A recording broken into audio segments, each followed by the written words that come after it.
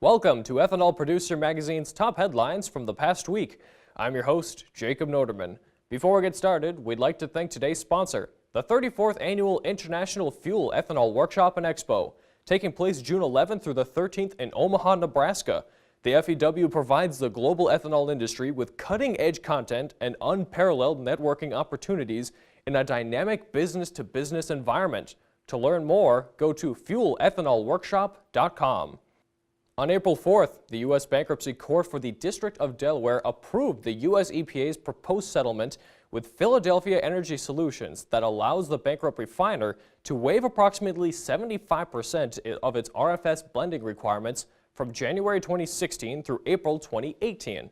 Under the settlement, PES is set to retire a total of 138 million currently held RINs in order to resolve its liability for RVOs prior to the effective date of its proposed plan of reorganization, retire 64.6 million RINs towards its post-bankruptcy 2018 RVO, and agree to retire RINs on a semi-annual basis for their post-effective date RVOs through 2022.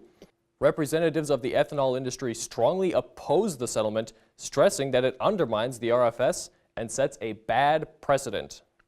Supporters of the biofuels industry are also speaking out in response to reports that the U.S. EPA has awarded small refinery hardship waivers to large refiners, allowing them to waive their RFS blending requirements.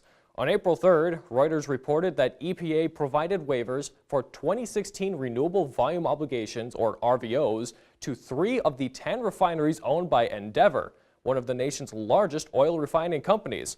News reports are updated April 4th to note that the agency granted 25 small oil refinery hardship waivers under the RFS last year. Senator Chuck Grassley said the EPA's actions are fundamentally undermining the RFS. The American Coalition for Ethanol, Renewable Fuels Association, and Growth Energy have also spoken out to condemn the EPA's actions.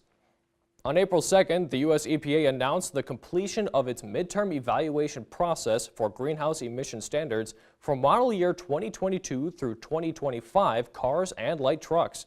The agency determined that current standards are not appropriate and should be revised.